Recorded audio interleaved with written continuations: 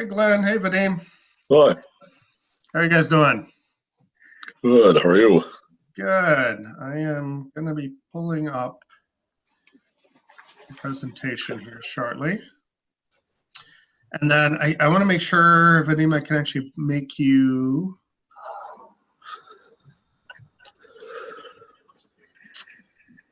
co-host. Vadim, You're want on mute, Vadim. Oh, I'm on mute? Can you not hear me? Vadim is on mute. Oh, Vadim's on mute. Vadim, I made you a co-host. Do you want to check to see if you can share your screen? Yeah, just a moment. Okay, just to make sure that we've got that right. Yeah. Perfect. Excellent. So that's working.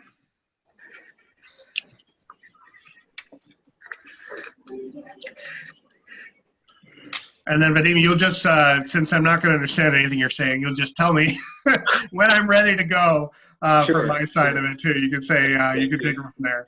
I'll pull up my presentation on my side then, and then I'll just run it from there. So. I will unshare, yeah, and we could start. Perfect. My speech will take only 10 minutes. So. Okay, no problem. Are we speaking to you in Moscow, or where are you located? As for now, I'm in Sochi. It's on the south, and we just had a conference here, so a little business trip.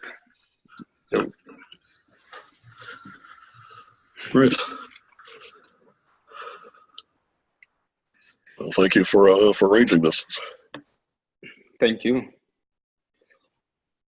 Where are you located, Glenn? Boston, Cambridge, Massachusetts. By Boston. Great. I've been learning.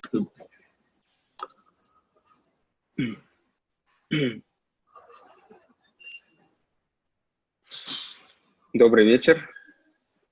I will start to speak in Russian for 10 minutes. Sorry. Okay. To introduce you and the programs. Добрый вечер, уважаемые присутствующие. Рады приветствовать вас на совместном вебинаре Университета РАУ и Nexford University. Я ректор Университета РАУ. Мы занимаемся созданием глобальных программ управления бизнесом и также занимаемся подготовкой международных кадров. Перед тем, как наши коллеги начнут основную часть, я бы хотел сделать небольшое вступление. Адженда сегодняшнего мероприятия состоит из нескольких пунктов.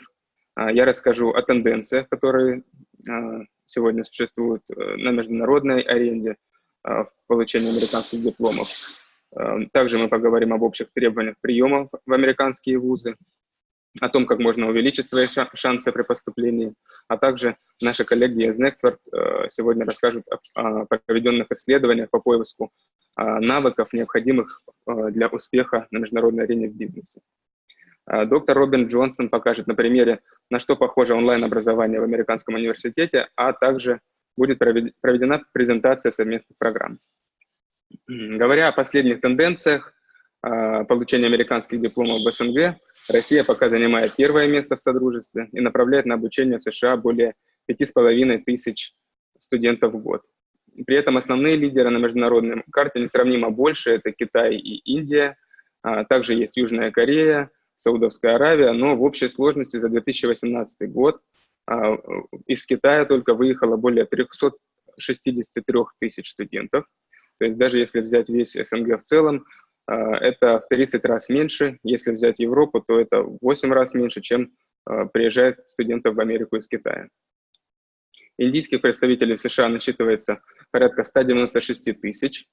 Все это говорит о том, что глобальная среда развивается, и мы видим это и у нас в СНГ, поэтому РАУ, как и университет Nexford, принимают активнейшее участие в популяризации программ глобального масштаба для подготовки международных лидеров.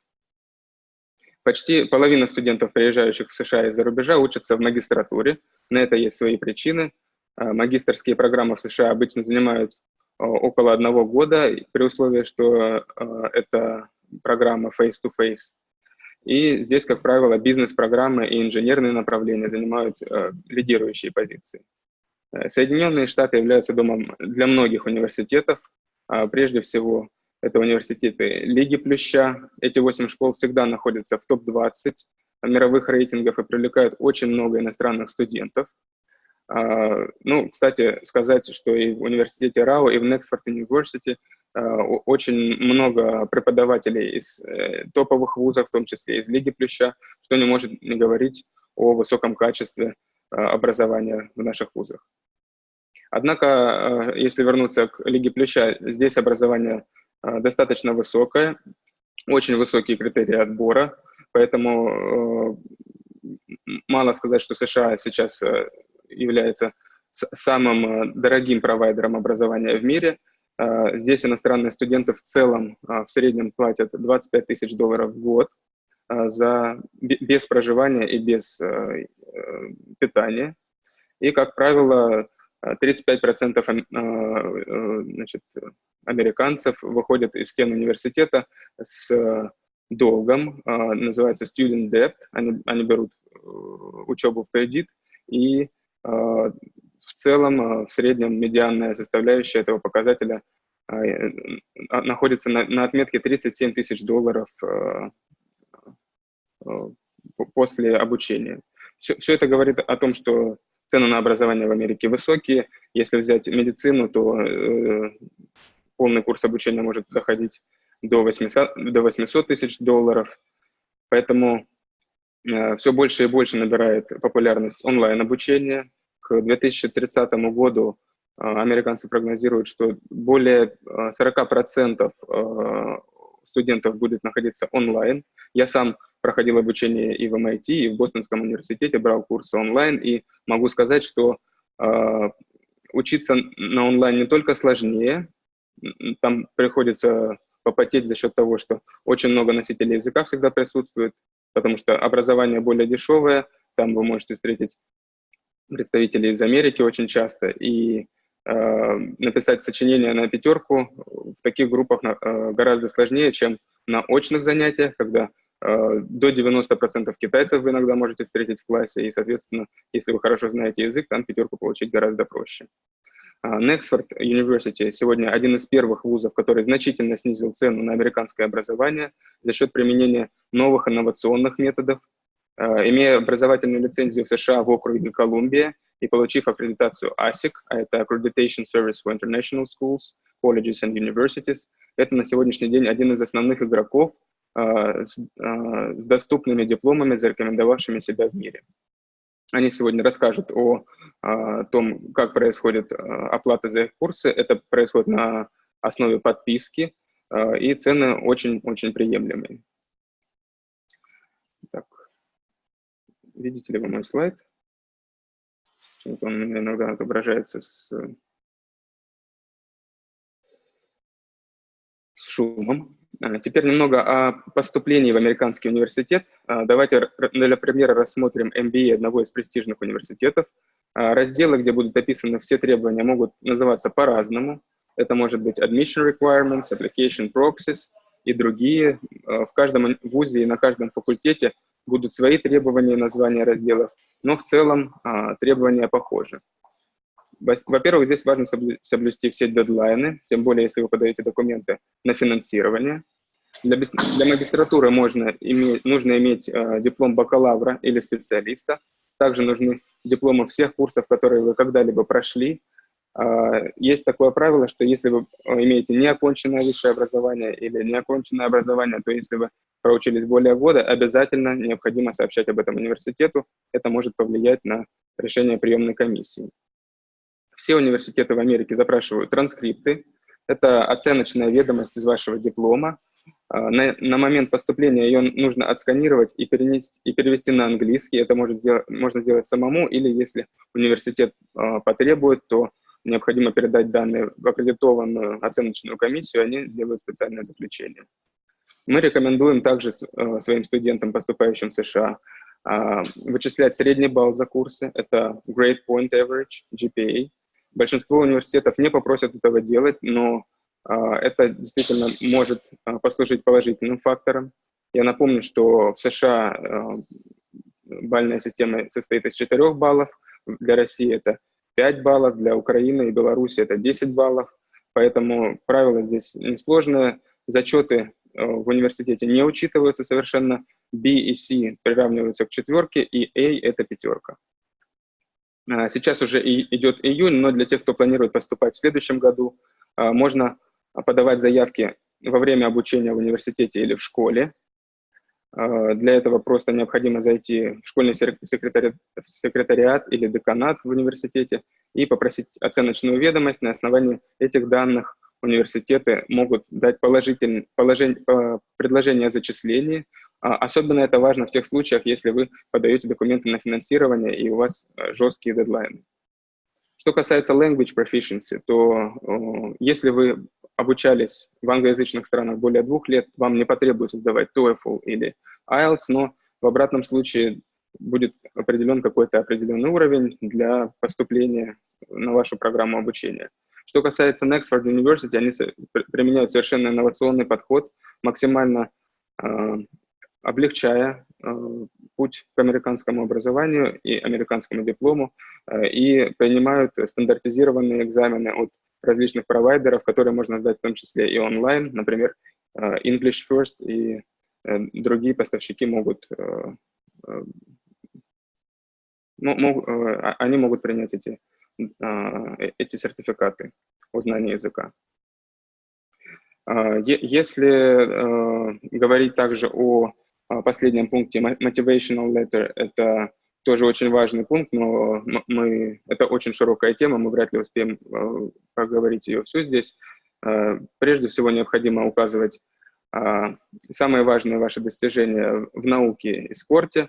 Если таковых не имеется, то на приемную комиссию часто может оказать влияние описание каких-то сложных ситуаций, которые в жизни вы преодолели, например, каких-то болезней и так далее. Для тех же, кто хочет получить сертификат из Американского университета или повысить свою квалификацию в определенной области, существуют программы дополнительного образования в США. Обычно они называются Continuous Education. Это сравнительно недорогие программы, то есть если в среднем студенты тратят на обучение в год $25 000, то эта программа может длиться порядка 8 месяцев и стоить около $8 000 в хорошем университете. Однако финансирование на такие программы совершенно не бывает. Достоинством служит то, что вы можете не иметь никакого бэкграунда на таких программах, но учиться в том направлении, которое выберете. И также часто не требуется подтверждение знания английского языка. Важным шагом на пути сотрудничества между Nexford University и Университетом РАУ является то, что мы запустили сейчас 3 сертификата по менеджменту совместных. Мы сейчас предлагаем более 20 курсов на выбор для получения сертификатов по 3 направлениям. Это международный бизнес, инновации и стратегия, а также цифровой маркетинг. Лекции в РАУ ведут, как я уже сказал, профессора из топовых вузов США, в том числе из MIT и Бостонского университета. Все лекции читаются на английском языке, но для удобства мы также используем лекции то есть лекционные материалы письменные на русском и предоставляем перевод в реальном времени лектора. Мы в РАУ также заинтересованы в пополнении словарного запаса наших студентов и предлагаем специальную методику мнемонического запоминания слов. Теперь мое время подходит к концу. Я передаю словом своим коллегам из Nexford University. Это доктор Рауль Галарза, глава приемной комиссии Nexford, Глен Маджид, проректор по учебно-методической работе, и доктор Робин Джонстон, проректор по инновационному развитию университета Nexford. Далее вебинар пойдет на английском языке. Dear colleagues, I'm very pleased to give the floor to my colleagues from Nexford University. Dr. Raul is now located in Boston, Massachusetts. Dear Dr. Raul, kindly take the floor. Thank you, Vadim, Dr. Vadim. I very much appreciate it. And thank you, everybody, for attending our webinar here. I'm going to switch over to a different presentation just so that everybody can see this here real quick. And we will show you. And you guys, can you see the screen? Are you able to see? All right. Perfect. Okay, I'm seeing some individuals writing yes in chat. I very much appreciate that as well. Just in case you do, I know that we've had some issues with our videos on here too. I do have a video that I will be playing here in a second. So if you do have some issues with that, then I do apologize. It's just a slight video. You're not going to miss too much. And then we'll move into the rest of ours as well. I also wanted to call out one other thing that before I get into the agenda. Yes, and the screen will be black now as well before I move next. If you go to the very bottom of your screen, there's a little section called Q&A. And if you click on that, feel free to ask your questions there. There is a chat that also works, but it may be easier just to ask your questions right from this point. So with that, I'm going to try the video, and then we'll move from here.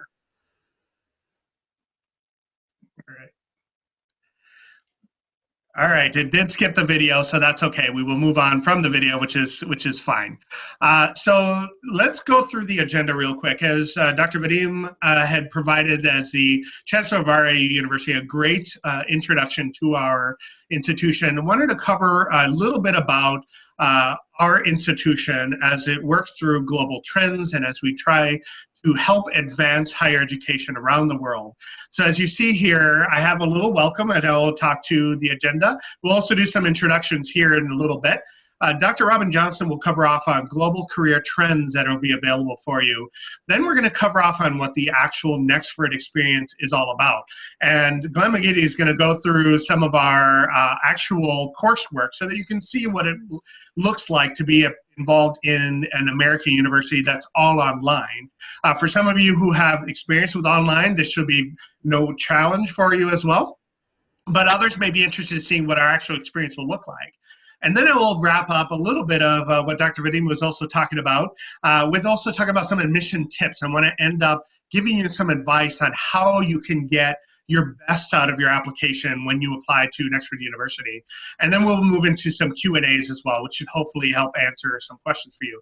So without further ado, let me give you a little bit of a brief background on our presenters, and then each of us will spend just a moment to describe a little bit about ourselves. But I wanted to tell you that all of our staff at Nexford University are very passionate about what we do. What you'll see is years and years of experience working at traditional and online university, focusing on learner success. What we aim to do is really focus on learning outcomes. We want to make sure the education you're getting out is personalized, that allows the support that evolves around you so that you can get the most out of your education while you learn critical skills that are going to help you with the challenging and often changing market demands, as you know. We have a wealth of experience, come from various academic backgrounds, and especially focus on outcomes-based approach to our learning. Our focus is to ensure that you've gained those skills to help you be more competitive in the marketplace. In short, we're all about making sure that learners achieve their goals, both professionally and academically, and make sure that you're prepared for your academic success. So with that, I'm going to start with my introductions, pass it on to Glenn, and then Dr. Robin Johnson will introduce herself as well, and then she'll take the presentation. So hello, everybody. I'm Dr. Raul Galarza. I'm the Director of Learner Enrollment Management and University Registrar. I can help answer any questions for you related to the admissions process, the enrollment process, as well as everything from transcripting, credentialing as well. I have over 20 years of experience in the online and traditional space as well, most recently at very large universities focused on learner success as well. So, Glenn? Hi, everyone. Pardon me. My name is Glenn Brody-McGee. I'm Nexford's Director of Learner Success. And what that means, in short, is that I oversee academic advising of Nexford learners. And there are kind of a variety of things that means. And a little bit later in this presentation, I'll have something to say about academic advising and kind of advising supports in general for learners at Nexford. And for me, I come to Nexford from about a 20-year career in brick and mortar higher education. So my experience was not online. This is very novel for me. But I most recently spent 7 years running undergraduate academic advising at Harvard University. So I bring all of my kind of insights and experiences from the brick and mortar world to the online world in hopes of bringing tremendous learner support to this enterprise. And I look forward to talking with you a little bit later about our programs and about our supports. So let me introduce now my colleague, Dr. Robin Johnston. Hi, everybody. I'm Dr. Robin Johnston, and I'm the Director of Academic Innovation and also Learning Design. And I help design the actual academic model and the learning design experience that you will see shortly with Glenn McGee. My background is both higher ed and business. I started out as a healthcare administrator and also in human resources, and then went to higher education and have been in higher education for over 20 years. I've worked from the community college all the way up through doctoral programs, both online and traditional, for the last 15 years, predominantly in the online environment in a global space. I've been involved in competency-based education and was a member of the Competency-Based Education Network and have published on competency-based education and online education. All of us bring a wealth of academic expertise, but also our goal is for your success. So turn it over to the next slide. And I am going to put the thumb. If we think about how work has changed, when I think about 20, 30 years ago in work and automation looked differently than automation looks today. So now if we talk about technology is really disrupting work, but it won't kill work. We still need that human aspect of work. What technology does is really stimulate growth and jobs. So how do we take this new nature of work, blend collaboration, we blend work-life balance, and we also look at no job for life really no longer exists. So now new skills and attitudes are actually required. It's teaching you how to learn to be prepared for what comes to tomorrow. Flexibility is really the key in this. Next slide. So if we look at undergraduate versus admissions and unemployability, 13.5% of undergraduate graduates in the US are unemployed. 5.2% of all graduates in the UK are unemployed. 8% of all Chinese graduates are unemployed. There's a 300% disparity in higher education access between Egypt's richest and poorest. How many years does it take an average graduate to secure a job placement in Egypt? 6 years.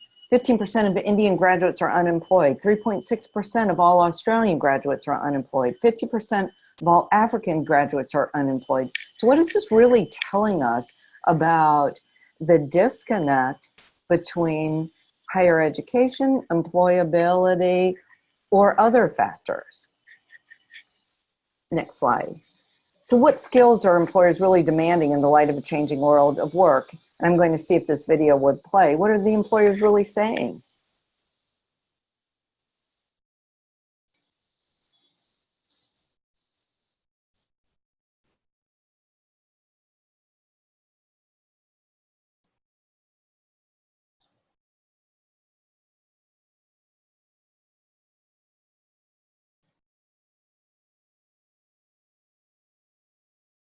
We're not hearing the video. There's no sound on it. What employers are really saying, just to sum it up, is it's not only technology, but it's communication, critical thinking, the ability to learn, emotional intelligence, the skills that you will need to be successful and be able to problem solve in the future. We can try it again if you'd like. Try one more time here. An office, we can work at any time, anywhere. Tied to that is also the globalization and equalization opportunity that kind of workforce can allow. How much better would it be for me to leverage a platform to access the world's best talent, regardless of where that talent is, where the work is, and when I need to get that work done? younger people are asking for more flexibility. Companies that are able to provide that flexibility will be more successful at attracting top talent. There's really no need why you should be looking only at, the 10-mile radius that traditional companies were looking at. The benefits of what digitization have allowed for the workplace can also be a downfall if you don't manage it properly. And that means both the employee managing it and the employer. I emphasize to people to really make sure they have clear boundaries for themselves. And they do turn off, and they're fairly honest with themselves so they don't let it creep into their lives and be nonstop. It's not just are you a great developer or are you a really good writer, but it's also can you market yourself and can you sell yourself. One of the reasons why this resonates so well with the millennial generation is because that's what they do anyway. When you've been participating in social networks all your life, this makes perfect sense for them to do this with their professional life as well. In a global economy where the pace of change is orders of magnitude greater than what it has been in the past, individuals need to reskill themselves many different times. In a world that is going to be short of talent, those with the right skills will have many choices. And if they don't feel that they make enough progress and gain enough knowledge, they will choose to work elsewhere. So how, as an employer, you engage with the talent with the right skills is going to be extremely important. In the generations coming up, people are going to be retired, and then they're going to be still very active intellectually and physically for another 20, 30 years. And I think what you'll see again is this notion of more flexible, remote, freelance type of work. The successful leaders of tomorrow are the ones who are going to be able to say, is it best for me to hire someone? Should I offshore the work? Should I use a platform like a top coder? The winning organizations of tomorrow will be the ones who have a business model that allows to seamlessly traverse all of those options and continually move work in a way that best meets their needs.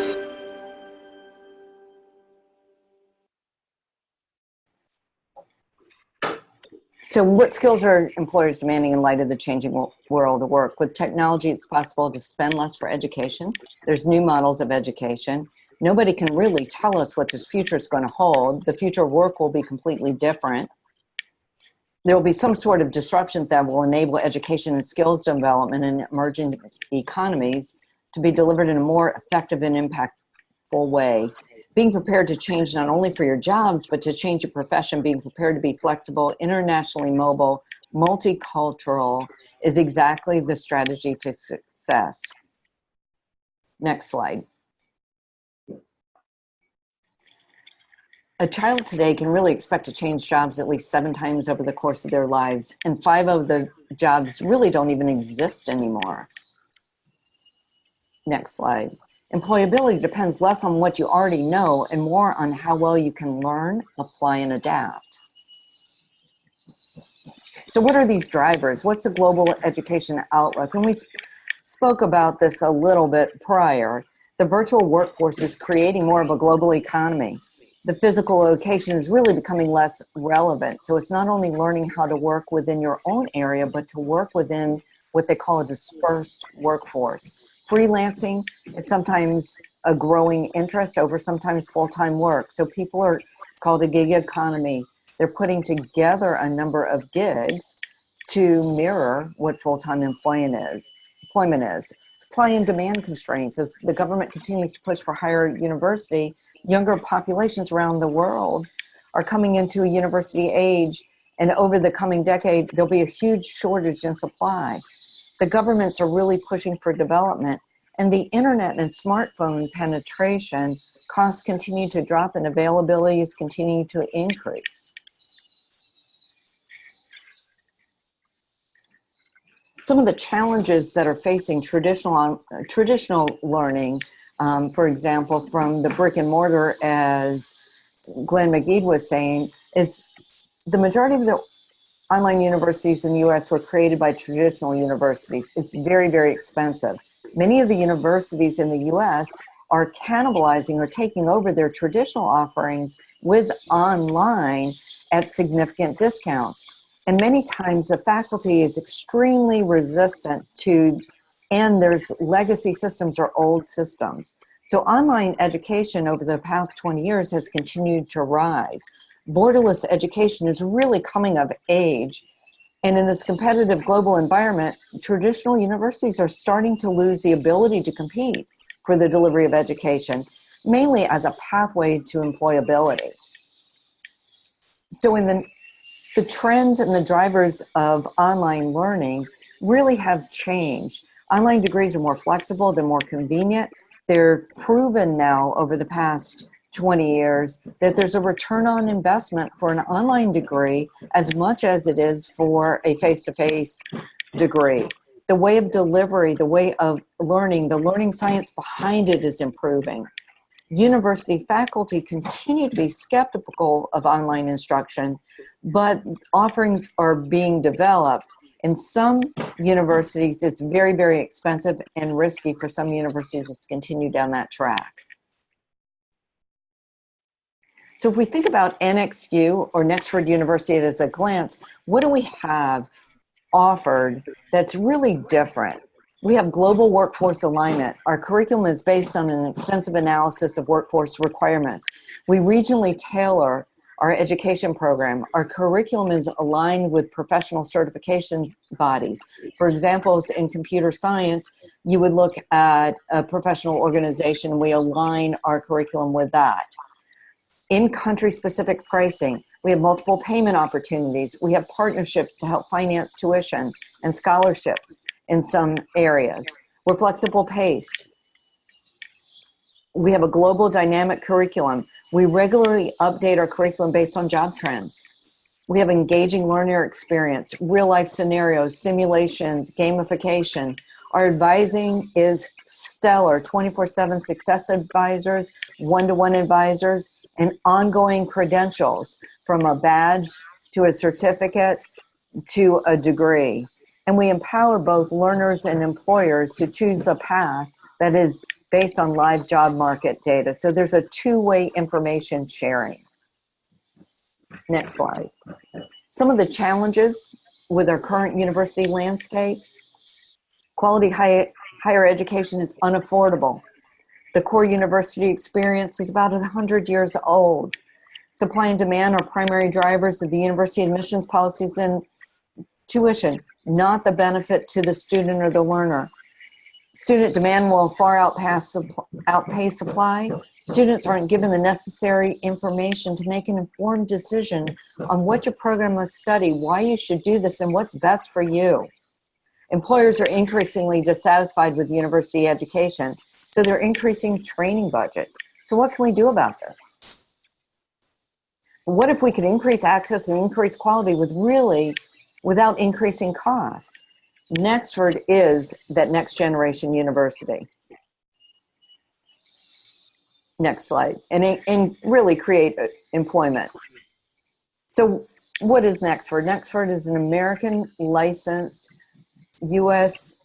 institution. We're licensed out of Washington, D.C. from the Higher Education Learning Commission, also known as HELC, which means that we've had to go through, and they looked at our programs and regulated at the same standards as traditional universities. Our learning is really world-class. We also harness technology to deliver that learning online, which is affordable, effective, and efficient. That's the next generation. And we're here to change lives. Now I'm going to hand it over to Glenn. Brilliant. Thank you, Dr. Johnston. So you've kind of heard a lot up to this point about the higher education landscape in general, the education landscape online, the employment landscape, challenges in the world today, the world of kind of education in the 21st century. But I'm sure you're interested to know, so what is it that Nexford is kind of doing about this, and how do we address these issues? So in the next few minutes, I just want to take you through a very practical overview of our programs, kind of what we offer educationally, to transition from that for a few moments to actually showing you a demo online of what a course at Nexford looks like, so what your own experience at Nexford would be if you decide to join us. And then I'll close, before turning things over to my colleague Dr. Galarza to talk about admissions, I'll close by telling you a bit about some of these very robust advising supports that our learners have, because that is kind of central to my own work and key to my heart, and I think is one of the many, many things that adds tremendous value to what we bring to education online. So Dr. Johnston mentioned a moment ago that the programs that we have built at Nexford are based on extensive research.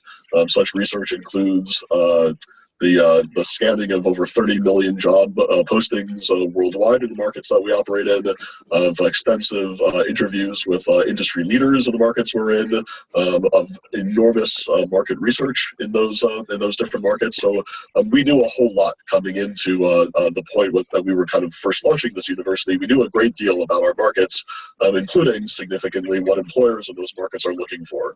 And so we designed our programs based entirely on market needs. And as Dr. Johnson said a moment ago, Nexford is never kind of like sitting down and resting on our laurels. We're constantly changing, updating, kind of to be responsive, to shifts in the market. So what one learner may be taking in courses today may differ significantly in ways that another learner may be taking a similar course a year from now, and that's because if the market has changed, we're going to be changing with it.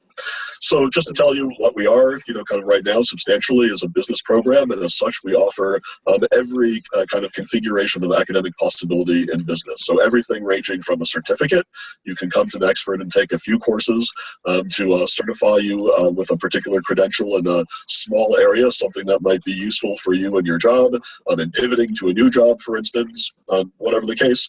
Or you can work all the way up to different degrees, an associate's degree at the undergraduate level, a bachelor's degree, or a master's degree. So let me just focus kind of in reverse order on these things. My guess is that most of you on this call are perhaps interested in the master's program.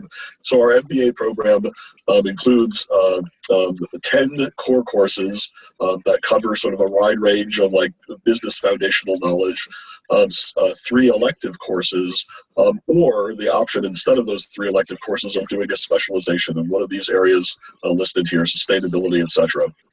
And there are additionally, while one is enrolled in the MBA program, one can also additionally pursue any number of extra specializations you may wish. But the minimum program basically is either a 12 or a 13 course program, and depending on the pace at which you move through that program, can be anywhere from, let's say, on average, 13 to 17 months to complete. But there are all sorts of ways flexibly of kind of like self-pacing oneself like through these programs. So if we could go into the next slide.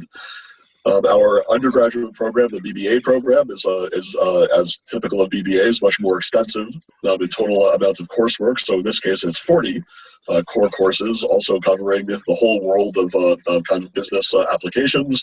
4 courses that would be elective, also with the option, if you go to the next slide, please, of learners doing specializations. And there are also, while learners are enrolled as an undergraduate, the option of doing yet additional certification. So you can expand beyond that 40 courses and prepare yourself, again, in all sorts of ways, professionally, on the basis of like additional specializations and certifications.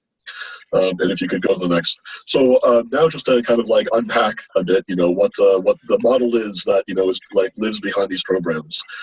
So again, as I said a moment ago, our programs are kind of built, it's all data driven. So massive analysis of online job postings, massive analysis of employer needs, through surveying and kind of market studies that we've done. And if you could go to the next slide, please. But our education, sort of the founding kind of concept in our education is that it is a competency-based education. And what that means is that we're really focused on those individual skills and areas of knowledge that on a micro level we know are critical to like learners advancing in their professional goals and in their careers. So all of our courses are sort of based on this idea of like you building as a learner strength and a variety of competencies from the start of a course until the end of a course, but then also that course fits sensibly into a larger program of study, all of the courses that you are taking, so that you are building essentially competence on competence on competence.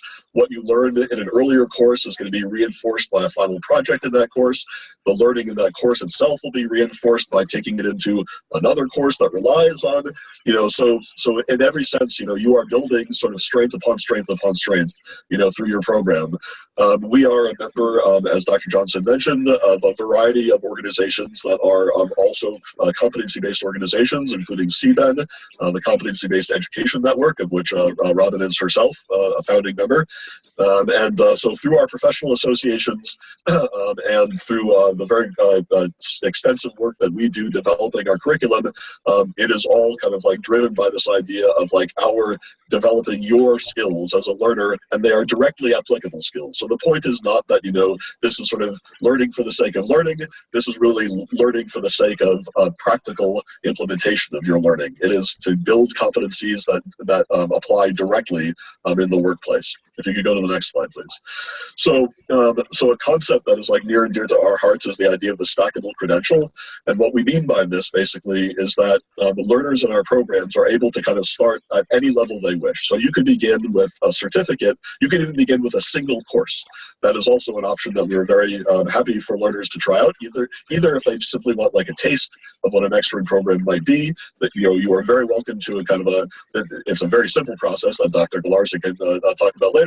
But you're very welcome to like enroll in a single course of ours to try on the Nexford experience, and either to do that for credit or not for credit. The not for credit is for like a different purpose, but if you did it for credit, then that would apply directly. If you decided to go on to a certificate or a degree program, you can apply to that. But the idea of stackable credentials is that at every basically a level of learning at Nexford, all the way down from certificate, you know, to specialization, to degree, and to program, these things all are like nested dolls that fit within each other, in the sense that if you do, let's say, a certificate as a standalone, and then decide, you know, I really want to make a greater investment now. That certificate has served me really well professionally, but I see that in order to realize my professional goals, I'm going to need a master's degree.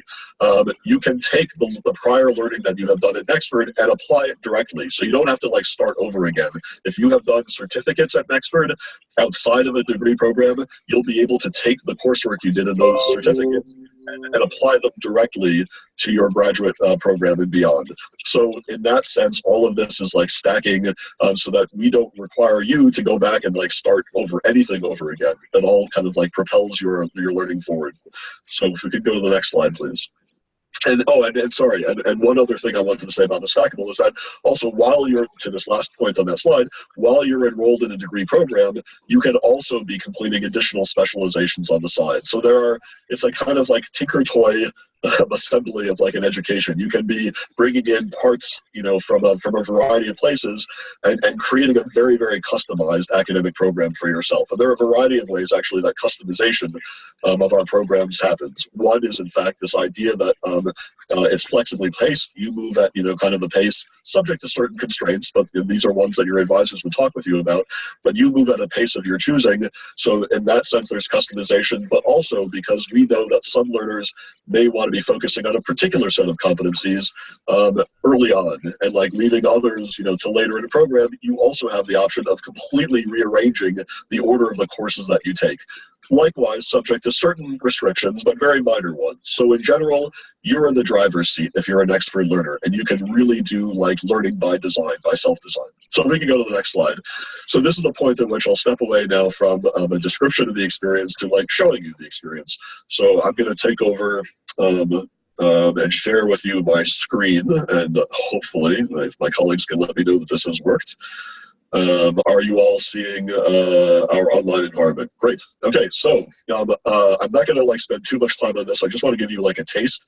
So our online learning environment is, we affectionately call it Nextly. It's the Nextly learning environment. It is a learning management system, and it is the place that all students in Nexford are doing more or less everything. There are some things that happen outside of Nextly, but most of what you would be doing as an Nexford learner is here. And this is basically what you would see, generally speaking, if you're logging in to the system. You're going to open, there's a dashboard that will show you like tiles with the courses that you're enrolled in, and you'll see some, you know, key information off to the side. But let me just take a few moments to click in to this course and show you what the learning experience looks like. So the first thing that you're going to see when you click into a course is a welcome from the instructors for that course. You'll get to meet your instructors, sort of learn a little bit about them, find their contact information. Typically, there will also be information about live engagement sessions. So every Nexford course involves, on a weekly basis, an opportunity for you to meet with the faculty if you're able to. These are not required sessions, but they're strongly recommended for you if you can attend them. These are opportunities for you to meet, discuss the learning from that week, and the other topics of interest that the faculty bring. You also have an opportunity, if you can't go to those sessions, to attend faculty office hours. Those happen regularly. And then there will be information on course policies and, et cetera, without going into more detail. But in general, there's an announcements page. That announcements page is constantly updated as learners are progressing through their courses. Now, when you go into the course itself, you're clicking the learning modules. This is what a course will look like. All Nexford courses are structured in 6 modules with a final assignment. So it's six learning modules and a capstone assignment, every course. So everyone is going to look, kind of something like this. And just to show you, let's say we click into the first module, for this course. Here's what you see. You'll click here to start your learning. And scroll down as you're probably very accustomed to, and also either in your current learning or in prior experiences. My point here is simply to note that it's a very, very intuitive design. So you're extremely unlikely to find yourself uncertain about how to navigate, but you also have tremendous supports to call on in the event you do have difficulty. But here, you are just clicking your way through module material. If you were to jump ahead, to different discussions, you may do so, etc. And then further down in the module, there is a wrap-up, which will also lead typically to the assignment for that module. So not every module has assignments, but many of them do. These may be exercises you're doing, bits of a business plan, submitting a piece of writing. They vary. So the courses vary in their content and design enormously from course to course, as you may guess, but the structure is consistent from course to course. So you'll never be sort of surprised by how to navigate a Nexford course. You'll also find information in the courses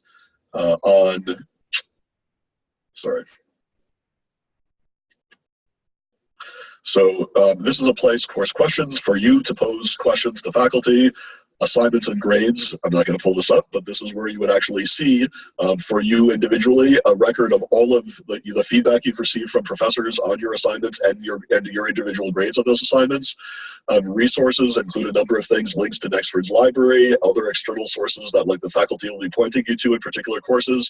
And then there's information on the professors in your course. Additionally, when you're enrolled, there's also information on your fellow learners. So one of the things that Nexford is very keen to do is provide you with opportunities to connect, network with other learners, both inside your class and outside your class. But inside the class, we really try and create a very kind of lively and engaging environment in which you are talking to each other. So we have assignments, discussion forum assignments, where you'll actually be in communication with your fellow learners. So I think I'll kind of leave off there for a visual of the environment, but I hope that gives you an impression of what it looks like to navigate Nexford. And again, 90% of what you would be doing as a learner would be done in this space. You can connect with advisors here, you can connect with faculty here, with fellow students here, and you're doing all of your learning in this space and assignment submitting as well. So I'll close there, and I think that I can stop share and return to the slides. And now I will put on kind of my formal professional hat as the director of learner success. So if we can go to the next slide. So this is really what I am excited to tell you a little bit about. So Nexford, as has been mentioned before, it's an extremely low-cost education, and yet an extremely high-quality education. And one of the things that personally brought me to Nexford, away from the brick-and-mortar career that I've been in, was the tremendously exciting prospect of bringing all of the kind of insights from brick-and-mortar advising online.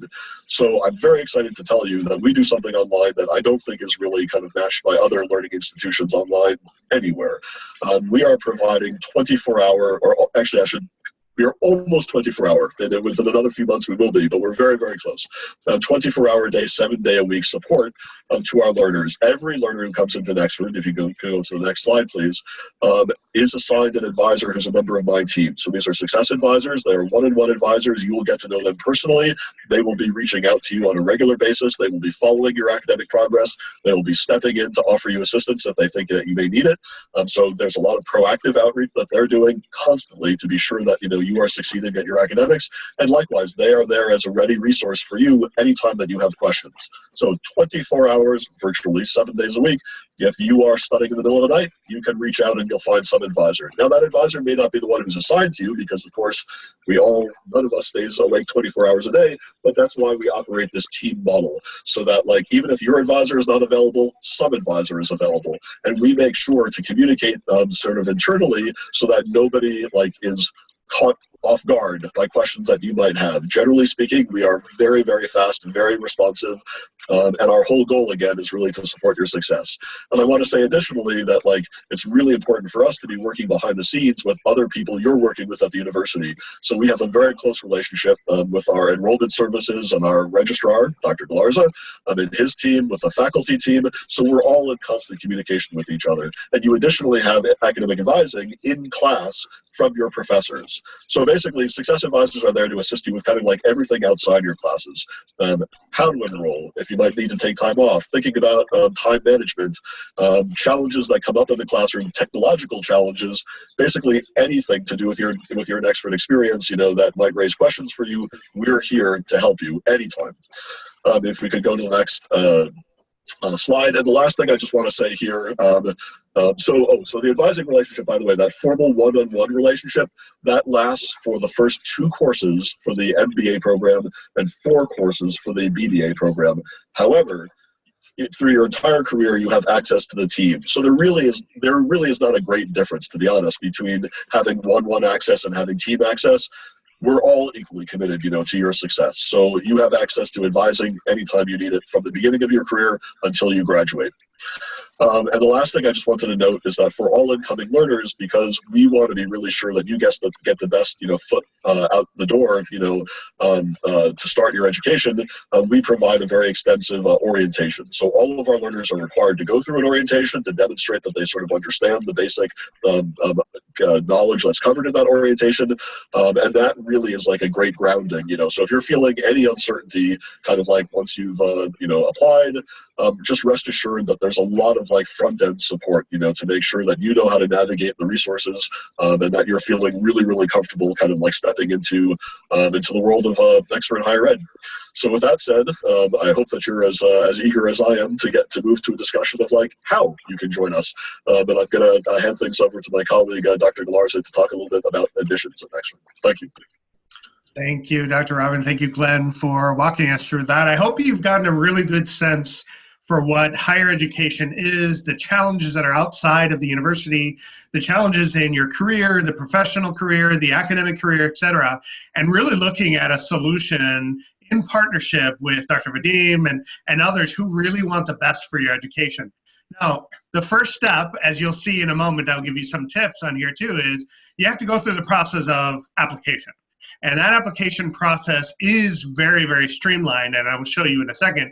But you can find this information right online, right on our website. If you go to www.nexford.org, very easy to get to the admission requirements. In a nutshell, I'll just provide it to you. For both the Bachelor's of Business Administration and the Master's of Business Administration, there's the $55 application fee. That helps us get your file ready, review, and go through the evaluation process as well. All we require from you is proof of high school diploma or equivalent for a bachelor's degree, or a proof of bachelor's degree or equivalent for any business-related field for the MBA.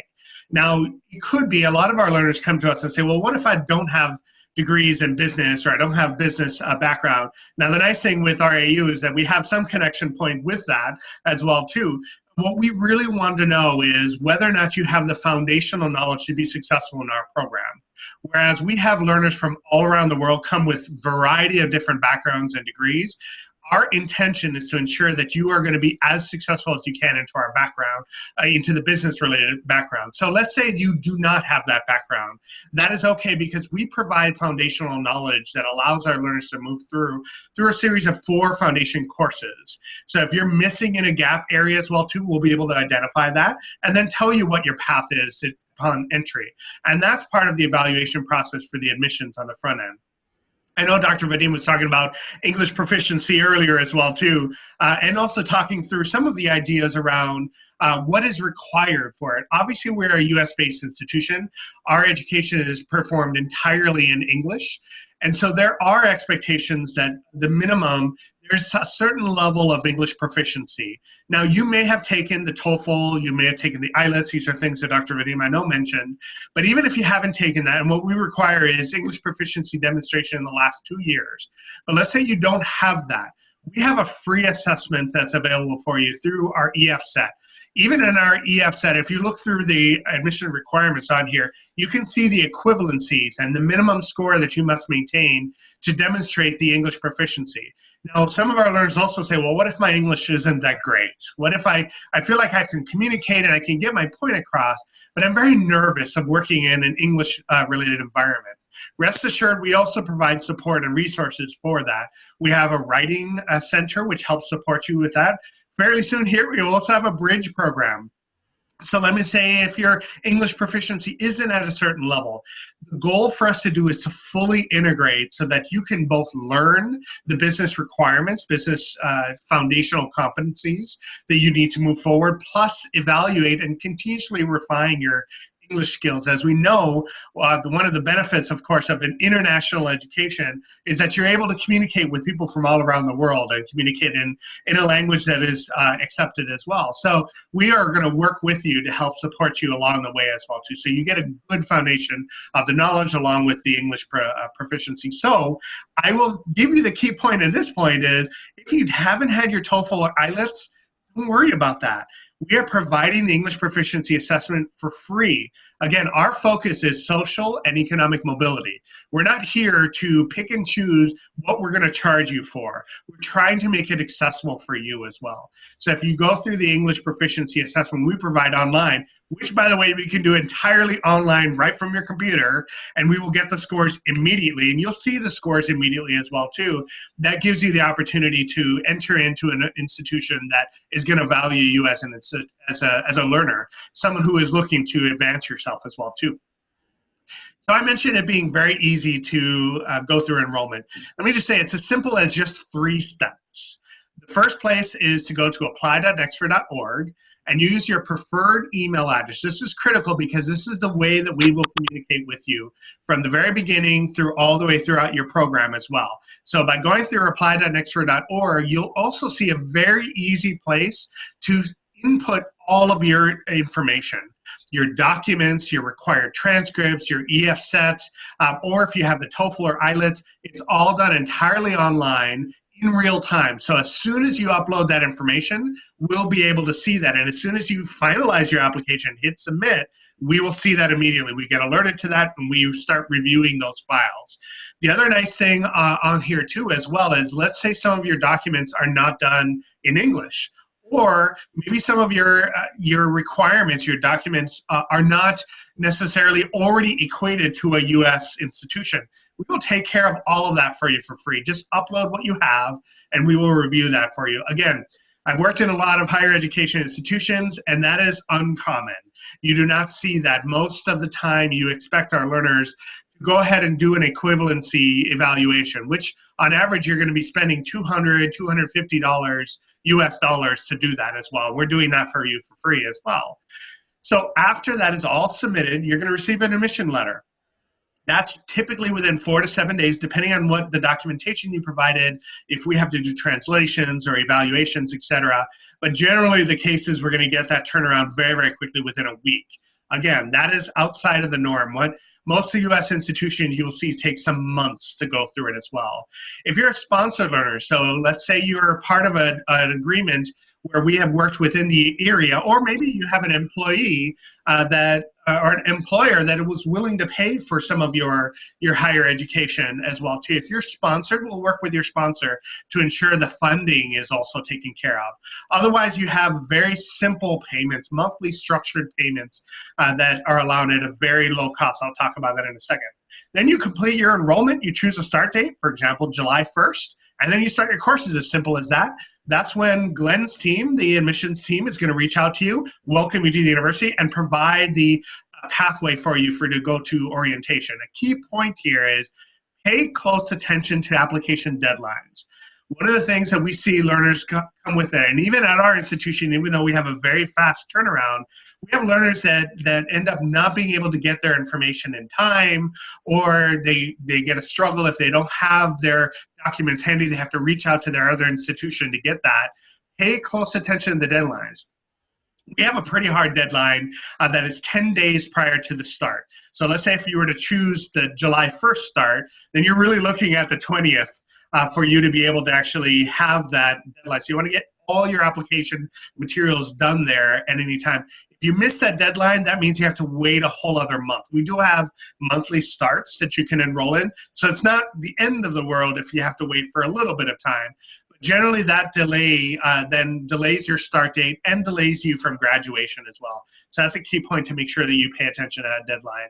And connect with us, of course, at any point in time at admissions.nexford.org. We can provide you updates on the deadline, how long it'll cost, how long it'll take for you, and then other of those recommendations based on your own personal experience. We're here to help support you. So let's go into costs as well, too. As I mentioned, you can complete, and Glenn mentioned this very brilliantly as well, too, you can complete your program at your own pace. The standard MBA may be completed on average 16 months. 16 to 18 months is a really good feel for an MBA program. A BBA program, maybe you complete it in around 25 months, around 20 hours a week as well. So consider how much time you can invest in your education. You may be working, you may be, in addition to that, you may be taking other courses, you may be actually co-enrolling, or maybe you have a new family member as well too. So you obviously have to balance out your work, your life, as well as your education as well. So you could take a little bit longer if you need to. It depends on how fast you want to go. But you can learn your MBA for as little as $160 per month, or a BBA for as low as $80 per month, depending on your country of residence. As was stated earlier, we modify those to ensure that we're aligned to the economic structure of what that country is involving with. So you can go through a guided learning path. You know, maybe you start at your first term with one course, maybe you pick up with 2 courses at a time, and then maintain a nice schedule, a guided learning path that the advising team can help support you on. Or let's say you're really interested in going as fast as possible. Of course, that makes it cheaper for you because we only charge per month. We don't charge per course. So you can accelerate to take 3 courses per term. Let's say at some point in time, the summers are really slow for you at work. Or maybe you have additional time that you really want to advance because you have a deadline you want to meet and you want to get this degree done a lot sooner. You can accelerate at your own pace. You can connect with the advising team and go at a faster rate for a certain period of time. Now, I often get the other question is like, okay, well, what if I get really overwhelmed and maybe I have a major project at work and I have to take some time? You can also slow down to the point of even taking a leave of absence, working with Glenn and team to help you establish what your deadline dates are and say, I'm going to take off for X amount of time and I'm going to pick up the pace again as well too. Work with your success advising, and that's something that's very unique to our institution. We try to make it very personalized to you as well, working with our success advisors there. Key point here is the faster you go, the cheaper your program will cost, and the faster you'll earn your degree, as simple as that. You want to plan your pace according to your time. Think about your work life and your school work experience. That's important for you because we want to make sure that you're successful. We want to make sure you graduate, and so that you can move and help support your family and help support your own economic and professional path as well. So those are the key points on there as well too. Just overall, what about your successful journey? There's some key points that we would believe as you look at your pace from the very beginning to the top of that mountain. And I would say it starts with beginning to collect your documents. Make sure they're legible and complete. Even if they're in a different language, that's okay, but start collecting your documents, because whether or not it's Nexford University, which we hope you choose based on what you've seen, or another institution, you're always going to need to have your documents that are ready to go for that. Your online application, do not delay in starting that application. I always like to use the phrase, a journey of 1,000 steps, begin with just one. It starts with the online application. Even if you don't have all your documents there, start the application. Put your information in there. That way you'll have something that you're moving towards, because otherwise then you'll actually delay some of your process to get to the top of the hill, to the top of that mountain. I will say, do not be afraid to ask for help. Seek assistance from admissions if you're in the admission process, during your journey, learner success with Glenn's team and the success advising team. Do not be afraid to ask for help. I know that some of them as well too, and certain cultures maybe feel like you would not want to ask for help, but we are here to make sure that you are as successful. So depend on us to help us get you towards your journey, because that's what we're here for. That's what we're passionate about and what we're excited to do. That also means that you have to engage in part of your journey. As you know, if you're working out there, successful employees interact with your peers, with experts, you solve problems, you pitch ideas, you gain feedback. Do the same with your education. Your success is based on how well you're engaged in your learning environment. So be active in your engagement from the very, very beginning of the admissions process throughout the rest of your journey as well.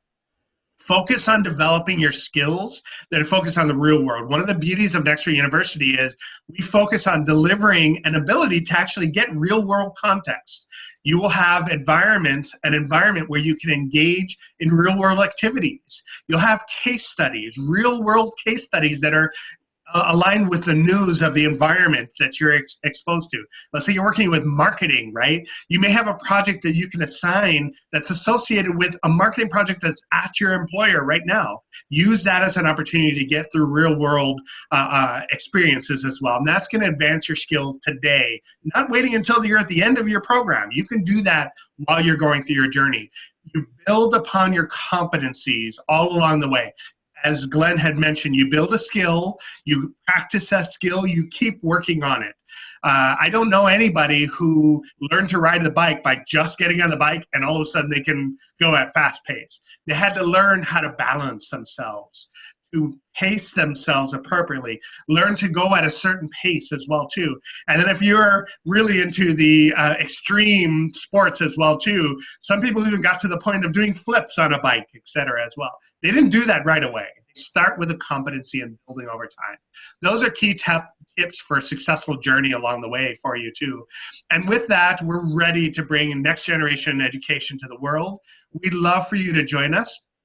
We've partnered with Dr. Vadim and RAU as well too, to thank you to being part of this journey as well. If there is some question we haven't answered for you as well, you can always check us out on nexford.org, www.nexford.org. Send us an email at admissions@nexford.org as well too. Or since we have a little bit of time as well too, go ahead and ask that. I noticed that there were some chats that were available, and unfortunately I could not read in Russian, so Dr. Vadim jumped in and helped support with those as well. Feel free within the chat, or if you go into the access bar as well too, ask a question of us in the Q&A. So before I open the floor for any other questions you have, I'd like to offer to Glenn any parting thoughts, and even Dr. Vadim to any parting thoughts as well too, as you think about everything that we've discussed. So I'll start off with Glenn. Yeah, thank you. Well, let me just say that it's been a tremendous pleasure taking part in this session. We're very, very excited, by our partnership with RAU and with Dr. Shvelnikov, and are really eager to kind of answer any questions that you may have, and are very much hoping that you're interested in having a closer look, at us. I also just wanted to kind of stress again that a commitment, to this does not necessarily mean jumping into into a program. Kind of right now, you're very, very welcome to kind of try us out at the level of one course and see, does Nexford work for me? Being in Nexford for that one course gives you all of the same access to all of the same resources, advising, and everything as a student who is in kind of a full-time, full program. So we think that what we have built is really cutting edge. It's really outstanding. It is meeting, or it will meet, the needs of today's learners and tomorrow's employees.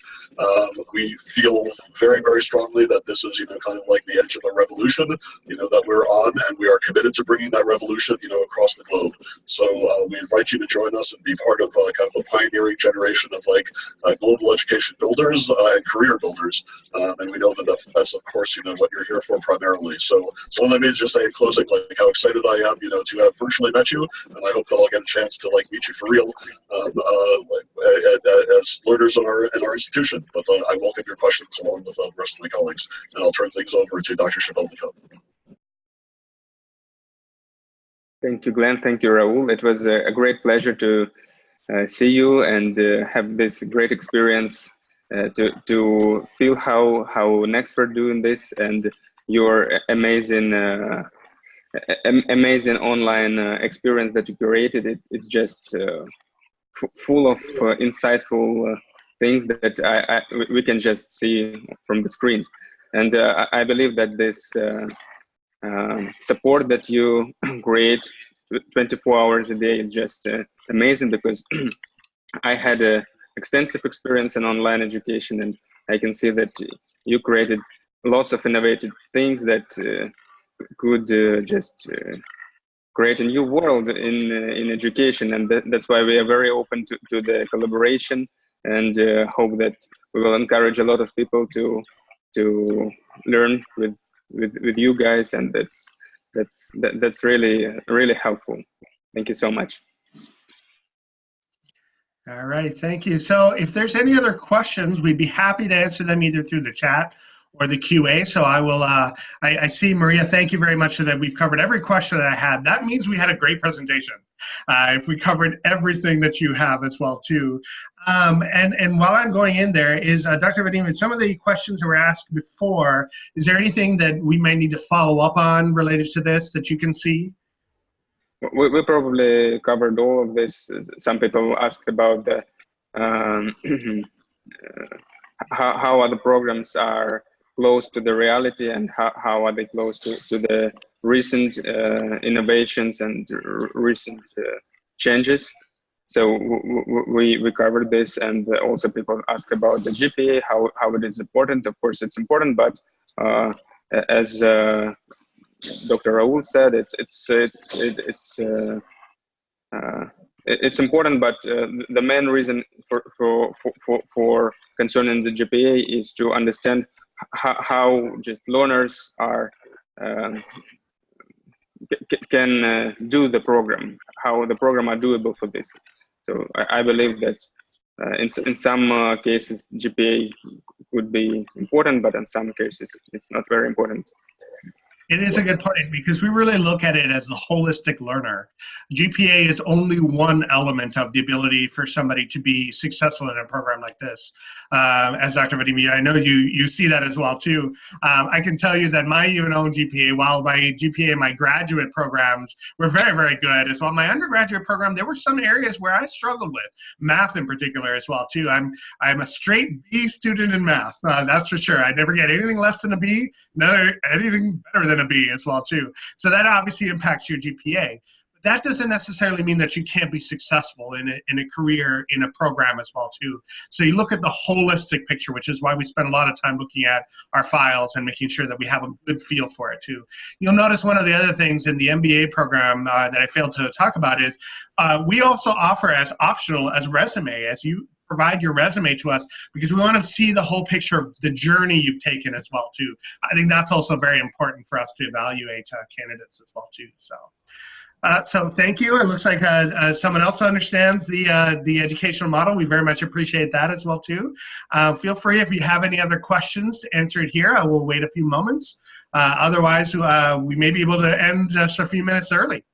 Any other thoughts, questions? Or Vadim, do you have any questions? Okay, so recognition of the diploma in the US and globally. That's a great question. In fact, actually, we get it quite a bit. I wanted to give attention back to a slide. I think we kind of glazed over this just a little bit at the very, very beginning, where it really starts off with the licensure as well. If you remember, I think Dr. Johnston talked about that earlier on. We're recognized, obviously, by HELC, but we're also recognized by ASIC in the UK. ASIC in the UK accredits also institutions that are global, especially distance learning institutions as well. And that's important.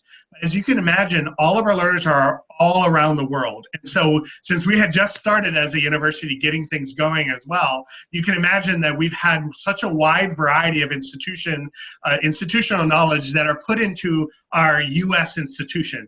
in order to get through the accreditations that are all around the world, that takes time as well. So we're constantly working in each of the countries that we operate in and get recognitions there. Obviously, we have it in the US, we have it UK as well too, but even our learners that are in Egypt as well, as we work with Egyptian learners. We're working with learners in Pakistan. We're starting to work there as well too, in Mumbai.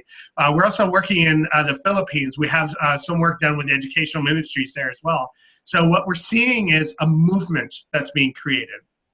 In the end, we are a US-based institution, so what's most important is us to be based off of the US with our licensure as well too. We are actually quickly getting to the end here of our time period where we will submit an update to our HELC, our Higher Education Learning Commission as well. I'm excited to submit that forward because we have a lot of good things to show them as well too, to continue on that. And in fact, actually Glenn is spearheading this work as well too, so he can see the mountains of work that we have to submit to HELC to have them see us as an institution of quality as well. So with that, we'll continue exploring there. But it's not just the general opportunities to give us licensure and accreditation, which we have. We're also looking at those programmatic accreditations. So you will see us be moving forward by the time many of our graduates, you will see us continuously evolving those as well and adding on further recognitions that are programmatic as well, not just national as well, not just international. As well. I want to move to Katerina and ask you really good questions on here. Already having an MBA from European University, is it common in the US have a different diploma as well too? In fact, we've seen that. What we are doing, I will say that there are some equivalencies, so I would want to actually evaluate that MBA degree compared to a US degree. We could do that as part of the admission process as well. There are certain courses, while we don't have currently the ability to transfer fully, we are going to be able to waive certain requirements for learners who have completed some of those foundation courses, for example, because that's a requirement as well. So we'll want to look at your particular one, and depending on the degree type in Europe, there's a European standard that we will allow that says X amount of credits are the equivalent of a US degree. So your particular case, Katerina, I'd want to look at your transcript. You can provide a diploma, which is fine, but the transcript in itself will cover off on specific coursework that we will look like as well too, and then going from there. So there's another question, it sounds like from another, it says, do you have a promo access to understand the learning process better? So I'm assuming you mean like you wanted to jump in before fully diving into the program. I think Glenn had talked a little bit about being able to access courses one at a time. You can do it as a certificate before going through the full course. I'm assuming that's what you mean. Glenn, did you want to take a moment to talk about that a little bit more? Yeah, well, if what you mean by that, as I imagine you might, is like, do we have sort of a free promo access, you know, to a course? That we do not currently. So like the only option that we would be able to offer would be taking an extremely low cost, you know, one course, having that experience, then deciding whether you wish, you know, to proceed. But it's a very good question, and I would say that we'll probably plan in future to develop some kind of content, you know, for our website that would allow learners to do exactly this. So right now we're in a position to describe, you know, and I can, or colleagues of mine, let's say if you contacted us and really wanted to see, we could share a screen and show you, as I just did a little bit, you know, kind of this afternoon. So we're very happy to provide that level of like promo access, but we're not able, because literally accessing you into our learning management system would entail like registering you for that system. It's much, much more complicated. So we're not able to do what I think it is that you're asking for. However, if you're really interested in learning more, you can definitely feel free to kind of contact our admissions office, and we can arrange for somebody to do as I have done this afternoon and kind of like visually walk you through online, you know, what the course space looks like, you know. So I hope that that answers the question. I will say one other thing is that we routinely do webinars at least once a month that we do very similar things like this. And this one is we had a lot of content obviously to deliver. So we wanted to make sure we give you a little bit of a glimpse of what the experience looks like as well too. But I would say as far as to understand how the process works as well, if you're worried about the online environment as well, and I know many of you guys have already attended online, obviously from for IRU's experience, but think about it also is if you've accessed social media, if you've accessed the ability to interact with others from all around the world in Facebook or LinkedIn perhaps, it's as simple as providing your insight and your idea, moving that forward, and having other people interact with you as well. The faculty member will essentially grade your assignments and assessments as you're going in. Other individuals will interact and give you a different perspective. The beauty about online education also then is you don't look at it just from the small classroom environment that you have in a local area. Online gives you the ability to talk to people from the Philippines, from Egypt, from India, from Australia, from the US. We're 10 countries and counting, I believe is what we're going at as well. So imagine learning from individuals that have all different cultural perspectives. What does that do for you? Well, first and foremost is you get to interact with the content, but see it on a global scale. So someone else might have a different perspective. So the next time you interact with somebody from Australia, you may say, well, I learned from this individual from my coursework, basically the cultural elements that align to that content as well too. That's the beauty of what online education does as well too. So actually, this is a great question that comes up around Coursera courses and yours as well. Think of Coursera also as specific modules that you're accessing. Coursera currently, as they are, isn't going to deliver the full educational path that is aligned to the US structure. Think of it as you want to get modules of learning in Coursera. You certainly could do that. Glenn described taking individual courses as well too. But at the point of getting an individual competency, you may end up just absorbing the information and maybe paying to get some sort of credential that they say they've compiled on that, but what they don't have is the experience that we have at a full degree program as well too. So you'll look at actually the accredited institution, and I think actually Dr. Vadim just answered it as well too, but it also builds upon the competencies over time as a stackable credential. Think of Coursera as sort of the, you're going to get everything in bite-sized chunks. We're also packaging all of that together to end up getting you a degree as well from an accredited institution that's licensed in the United States. So hopefully that helps answer that question. Great question so far. What other questions do you guys have for us? Or any other, before I move into other questions, anything else you guys, Dr. Vadim or Glenn, would you like to add to what I just said? No? Okay. All right, what other questions do you guys have? Or our panelists, you feel free to ask questions that perhaps maybe you were expecting us to answer for as well too. I'll tell you what, not a question, but just one other detail I thought to volunteer, because I think it's important, especially in light of this question about, Coursera. I'm thinking, about, and this is not unique to us, but, certainly something that is very important about what we do is that we are also providing our learners at every step of the way with the proof to sort of bring to prospective employers that they have accomplished, that they have mastered these competencies. So you may be familiar from your own educational experiences in the background, a traditional transcript, let's say. Well, we have that to provide you with in the event you need. But in addition, one of the great virtues of learning online is all of the ways that an online institution is able, when it does it right, to demonstrate your learning. Among other things, we provide badges, for certain courses or clusters of courses along the way. These are things that you can report through social media, that we can put together in an innovative transcript, something that we're designing now that you can report to employers as ways more directly of informing prospective employers of what you have learned and what skills you have acquired, and also maybe where on the path you may be to developing higher orders of that skill. So let's say you're interested in an employment opportunity with somebody who wants you to have specialization, special skills in marketing. If you have done, let's say, 5 of the 10 core competencies in marketing as part of our program, you don't have to wait to get to 10 before we can be telling your employer you're already on that path.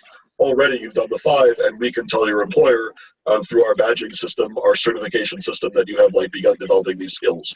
So you should really also be thinking that your end goal in the program may be, of course, getting that degree at the end, but there are all sorts of intermediate goals that you can begin fulfilling and that we can help represent for you that will make you very employable, or at least much more compellingly, competitive with other candidates even at early stages in your programs. So that's a really important part of what we offer too. Man, that's huge, and I can't believe we forgot to even mention that, and that's something I'm really excited at doing. The badge in itself is something of value for you. Why? Because Glenn just talked about that as well. Our point is, it's not about just going through the whole program and waiting till you get to the end until you get any value. We actually just delivered last week. It was really exciting. Badges to another group of learners on here too. And that badge is specifically designed to show you the competencies you're building over time. What's exciting about these badges as well is that they link to each other. So they go around themes. These particular ones are around reflective thinker is the badge that we just created for learners who, on the undergraduate side, went through that experience of understanding different cultures. Badges go on top of badges and badges, and these are badges that you can wildly display out if you'd like to. Say, look, this has it's not just a grade, right? It's not like you get a course and a grade at the very end. You demonstrate this, and these align badges over time, and you can align those as well. You have your own page that basically shows all the badges you've earned, while you're still getting a traditional transcript, which is, again, unique to a lot of institutions. So I'm going to have to ask Dr. Vadim to answer that question there, since I can't read the one that's in chat as well, too. But I'll take the next one over here. So can I start the MBA with an extrovert having completed a technical university in the diploma? So I will say to you, that depends. So one of the things that I say, it depends on the country of origin and what the content of that technical diploma, university diploma has. In most instances, it is the equivalent of the degree as a bachelor's degree goes. And so then I can say that it's equivalent, and then we will allow you to accept within the MBA program. But before saying this in a general term, I would want to evaluate again based on that transcript. We use a lot of tools to use that equivalency as well too. So depending on the university, depending on the content of the course, we will say it has the equivalent of this degree, which then allows you to go into, as well as the technical university, depends on that content. If you don't have the business-related foundational skills, it also might require you to take those foundation courses. There's one other piece that I also I forgot to mention as well. Outside of taking those individual courses, some of our learners have extensive experience in business. Let's say you've owned your own business, for 30 years, let's say, and you know accounting, you know marketing, you know those things because you've worked at it. We have the ability for you to test out of some of those foundations as well. Prior learning assessments, and we use Peregrine, which has academic leveling courses that we allow to get through some of those as well. So yes, plus management experience, exactly along the lines that I was sharing as well, where it depends on your background as well, which is one of the reasons why we encourage you to submit your resume and then provide a little bit of information. Anything you provide in your application will allow us an opportunity to then evaluate you based on your academic and your professional degree to then accept you into the program. So let's put it this way. If you think it might help you in your case, submit the information right in our application as well too. We don't mind reviewing all the documents as well. So good question. So Dr. Vadim, I'm not sure if you had able to answer that previous one or if that's a comment. Yeah, that was just a comment. Okay, all right. Yes, that's all. What other questions do you have?